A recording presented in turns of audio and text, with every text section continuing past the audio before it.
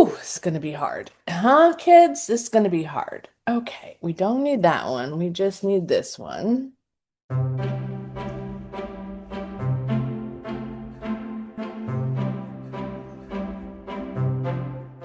Hi, readers. It's Lori. Welcome back to my channel, Books, Ink, and Paper, or welcome if this is your first time. I'm glad you're all here, and I'm glad that you're here to listen to my haul for the month of February 2026, which is quite an extensive one.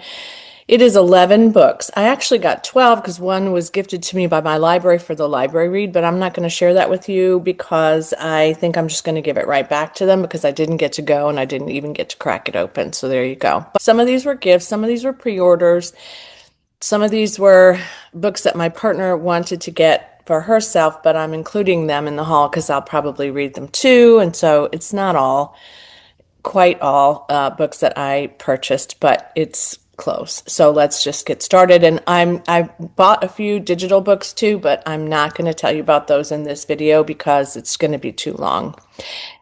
All right, let's start with the first one, which is, the one that I'm going to strengthen my muscles with because this is The Strength of the Few by James Islington or Islington. It's said different ways each time I hear somebody talking about this. I was at Sam's Club one day and this one was there and it had been there before and I had almost gotten it and I didn't. And then I decided the next time I went to Sam's Club, I would just go ahead and get it.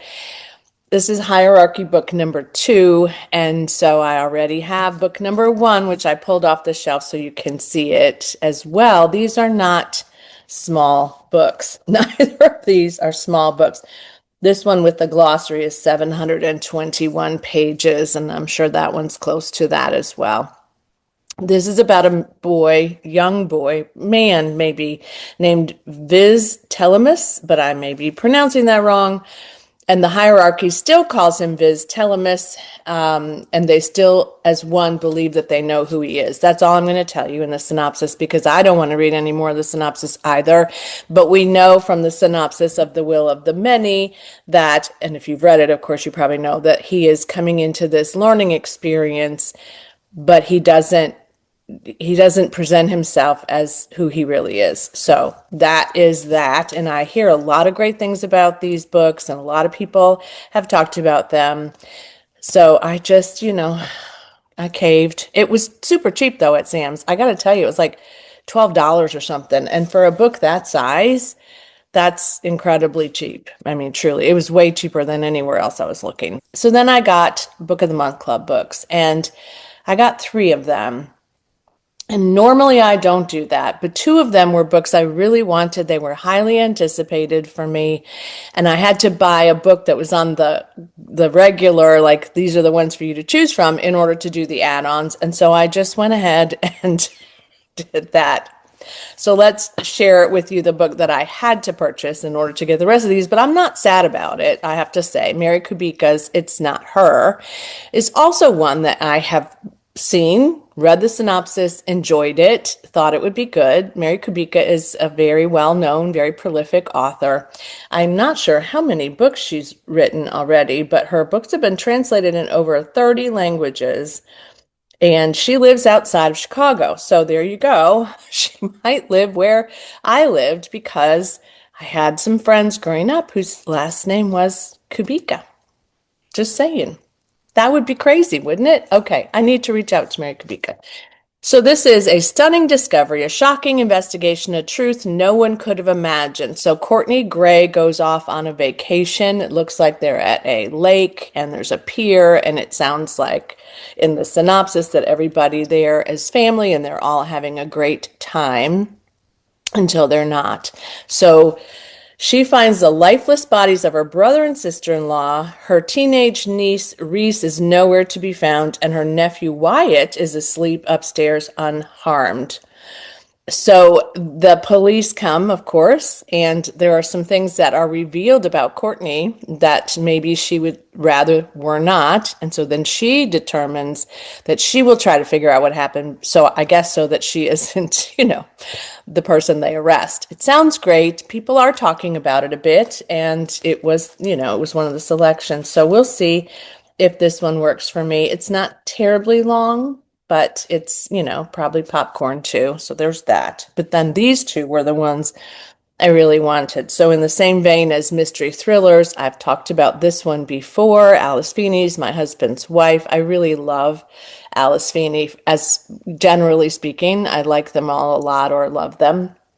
This one is about a woman who has a fairly new place to live. She's recently purchased. And she goes to home one day from work and she puts the key in the lock and it doesn't open the door. And she knocks on the door or rings the doorbell and says, "Hey, I'm home. What's going on?" And a woman answers the door and says, "I don't know who you are. You don't live here. This isn't your house." And so then, of course, she's going to have to figure out what happened. The title, My Husband's Wife, would suggest that something has happened and he's not married to her anymore or wasn't ever. I don't know, but it seems really intriguing. It's super short, but also a buzz in the communities I am in. Also, this was the most anticipated for me. This book made me think of you by Libby Page. This is about a woman whose name is very complex, Tilly Nightingale. She gets a call that there's a birthday gift from her husband at a bookstore, but her husband has died, and so she doesn't know how this is possible. But when she goes, she discovers that he has put aside a list of and books that are 12 in number. And he has notes in each book for her to read that are sort of his farewell gift to her, and books that he thought she would enjoy and that he thought made him think of her, obviously. And so she begins on this journey to read these books and to, I think, travel to some of these places and to learn more about her husband, I think, but also about the places that make him think of her. This sounds dark, a little bit emotional, I'm sure, but also really good. It has some great ratings as well. And she's published in over 20 territories around the world. And before this, she worked in journalism and marketing, and she lives in Somerset, England with her husband and young son. So if I like this, I would like to go see some of the other things that Libby Page has written. All right, the next two are from Blackwells in the UK. It's an online bookstore, and you can get free shipping from Blackwells no matter how much you buy. And sometimes their prices are incredible. But the main reason I shop at Blackwells much of the time is because they have different covers, and I like them better than the covers in the US, as you know if you've been following me for a while. So this one was on my most anticipated reads, and then there was another one that I heard about just recently. I don't think it did end up on that list, so I got two of them at Blackwell's. The first one is Meet the Newmans by Jennifer Niven. This cover is way nicer, I'm telling you, than the one that we have. And the one that we have in the US is fine. I mean, it's hers. I think she's chewing bubble gum and, it's fine. But this one, to me, says everything about what this book is about. All right, so there's all of them in their little TV shots. And it says on the front, no family is ever perfect. And this, I know, black on the top and bottom, but there they all are in their little TVs. Okay, I had to get it. Then you open it up and there's this very 50s retro on both end pages. Okay. Meet the Newmans. I talked about this in most anticipated reads as well. This one is about a family who's been called America's favorite family. They've been featured in a TV show about their family in the 50s. And as you may remember or now, there were a lot of these kinds of shows in the 50s with families, and they had lots of them on. It's kind of like the reality TV shows that we have lots of now, but different, very different in the 50s, right? Very wholesome, very funny, very entertaining. I have to say, I watched a lot of them growing up, and I still think about them all the time. So in this particular case, the Newmans have had this TV show for a while, and it's Dell and Dinah Newman, and they have two boys named Guy and Shep. Millions of viewers have tuned in to see their show each week. But as they approach the new decade of the 60s, their content is becoming a little bit less exciting than it has been before. They're losing some viewers, and they're really struggling with this. because they've been doing it a long time, and probably, to be quite honest, they're maybe tired of it as well. The boys are growing up, and Dell, the husband, is probably having an affair. So, as they're free falling, he's trying to not tell his wife what he's doing. Meanwhile, she is slowly going numb. And then Shep, who's a rock and roll idol at this point, I guess, because of the show, is also about to have some sort of a difficult experience or to get in some trouble. So Dell gets into a mysterious car accident, and she hires Juliet Dunn, a young reporter, to help her write their family's favorite episode. But Dinah and Juliet have wildly different perspectives about what it means to be a woman in 1964 America. I love this because that is sort of my my first era, right? Although I was unaware of a lot of this in 1964, but not completely. I mean, like I said, I did watch these shows. My parents watched these shows. My mother is probably Dinah. But I want to get to this, and oh my gosh, I couldn't resist. Can you resist? I don't know. We'll see. Blackwells. All right, Sweden's best book of the year I picked up. I almost shared this with you, and one of the places I'd like to visit because I would, a family who are Swedish and Norwegian. This is The Secret of Snow by Tina Harnesk, and it was translated by Alice Menzies, who has also translated Frederick Bachman. The one that she translated was And Every Day the Way Home Gets Longer and Longer, which I really loved. And that one also was the book about an older person who was struggling. And this one is a bit like that as well. This one, the best book of the year in Sweden, and it's just all a buzz over there, but starting to get some buzz here in the US too. So this is about, I'm going to have to look at these names. Marja, who is 85 years old, and she's facing, it says, a cancer diagnosis. I'm assuming that she's been diagnosed, but she maybe is just waiting.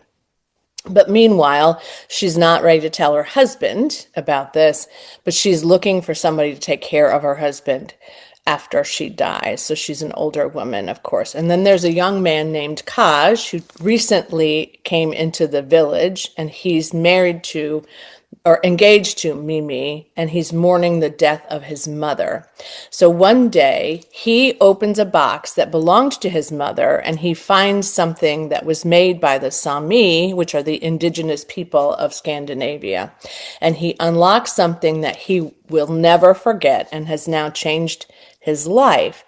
I don't know, sadly, because I am Swedish partially, I don't know a whole lot about the Sami, but I would love to know more, and this I think will help. So this is set against the backdrop of reindeer migrations, the Arctic spring, and explores how the threads of the past weave through the present, binding strangers into family and transforming loss into a kind of homecoming. A debut brilliantly done, full of both humor and heart. It movingly brings the remote Swedish village of Guvdo to life while also grappling with grief, love, and the power of history. I don't know if my family that I think would love this are watching, but I'm probably going to send that as well to them. But so excited to get to this one. And I haven't read a book set in Sweden for a bit. And Frederick Bachman is great, mind you, but this one just sounds like me. Another Blackwell's purchase. I anticipated this one too. I shared with you the cover in the US. And then while I was in the Blackwell's store, I said, oh, I wonder if they have this book as well and if it has a different cover. And it does. This is nonfiction, and and I'm going to tell you about this more later, but Somewhere, a Boy and a Bear, which is a biography of A. A. Milne and Winnie the Pooh, written by Giles Brandreth. And this is the 100th year of Winnie the Pooh celebrating his creation. And it's signed. And I didn't know it was signed until I got it. This is so pretty. I mean, no offense to the one in the US, but I mean, that is everything we think of when we think of Winnie the Pooh, right? Just everything. So we're going to learn about how he started writing books about Winnie the Pooh, how his childhood was, those kinds of things. And I just can't with this. I'm just Pooh obsessed lately. That doesn't sound very good, does it? But I am. I'm obsessed with Winnie the Pooh lately. All right. And then, have you ever wished you could live inside a book? Well, you can. The Astral Library by Kate Quinn. This is a departure from her historical fiction that has been set and based around women who are experiencing different things based on when they're written and what decade and what's happening in that space. I've enjoyed several of them. I would love to see if this one works for me. And you know, I've newly embraced fantasy yet again. So this is about Alexandra. Oh, and let me show you this one, and you know why I got this too. Okay, that's one thing, but then this is quite another. I gotta tell you guys, I have watched a lot of content creators who, like me, are just completely ravished by these books. I mean, they're just gorgeous. Just gorgeous. And in a literary sense, that does mean absorbed by the book and excited about the book. It doesn't mean the biblical ravished. Okay, just so we're sure. All right, so this one is about a girl named Alexandria Alex Watson, who was in the foster care system. And anytime I read a book about a foster care child, it brings me back to the work that I used to do. So that makes me happy. Unlike people, books will never let you down. She works three dead-end jobs to make her ends meet, and she's trying to get herself into college, although she's pretty sure that that's going to be very, very difficult. But she meets someone at the Boston Public Library, a nod to my friend Crystal, and we were in Boston not long ago and did not go to the Boston Public Library, so next time. She's escaping into her favorite fantasy novels and dreaming of far-off lands, and then one day she stumbles into a hidden door with an acerbic librarian and guardian of a hidden library where the desperate and the lost escape to new lives. She takes Alex under her wing, and what happens next is the whole meat of this book. And I'm assuming that this one probably has some vibes like The Midnight Library, and there have been a couple others that I've read like this or heard of like this. So it's not an unusual trope, but I like it, and it's designed nicely as well in the print parts of it too. There are some things where they just put big words on a couple of pages all across the span. So the Astro Library. I can't wait to see what other people think of it as well, and would love to get to that. But alas, Fantasy February is almost over, and it is going to be Murderous March. And there's no limit to what I could read in Murderous March. But this one also pops up as a possibility since I just hauled Her Last Breath by Taylor Adams. I love Taylor Adams' work.